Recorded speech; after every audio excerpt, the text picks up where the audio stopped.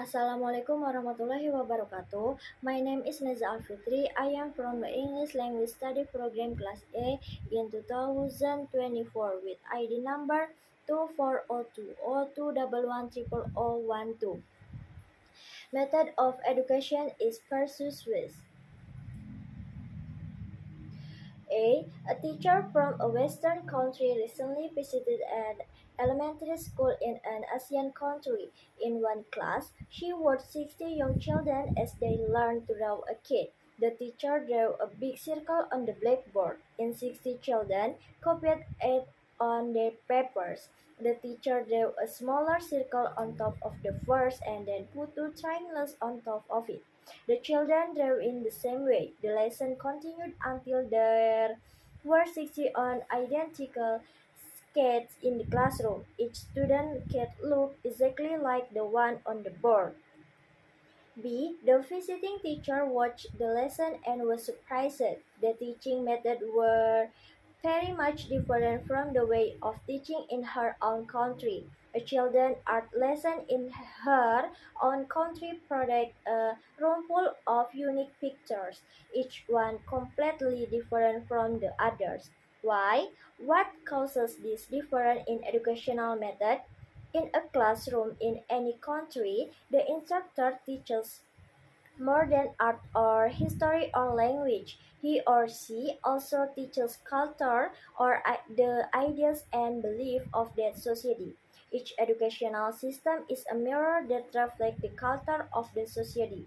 I- See, in a society such as the United States or Canada, which has many national, religious, and cultural differences, people highly value individualism, the differences between people. Teachers place a lot of importance of the qualities that make each student special. The educational systems in this country show these values. Students do not memorize information. Instead, they work individually and find answers themselves. There is often discussion in the classroom. At an early age, students learn to form their own ideas and opinions. D. In most Asian societies, by contrast, the people have the same language, history, and culture. Perhaps for this reason, the educational system in much of the Orient reflect society belief in group goals and purpose rather than individualism.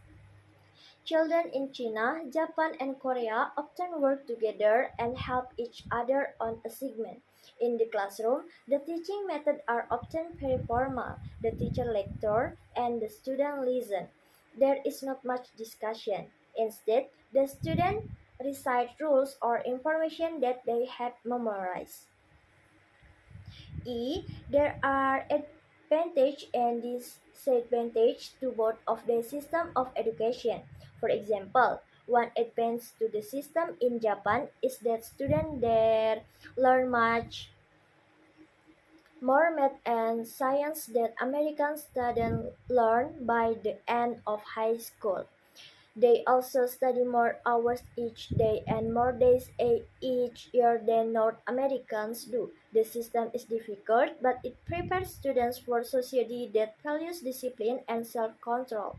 There is, however, a disadvantage. Memorization is an important learning method in Japanese school, yet many students say that after an exam, they forget much of the information that they have memorized. The advantage to the educational system in North America, on the other hand, is that students learn to think for themselves. The system prepares them for society that values creative ideas.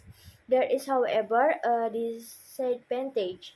When students graduate from high school, they haven't memorized as many basic rules and facts students in other countries have.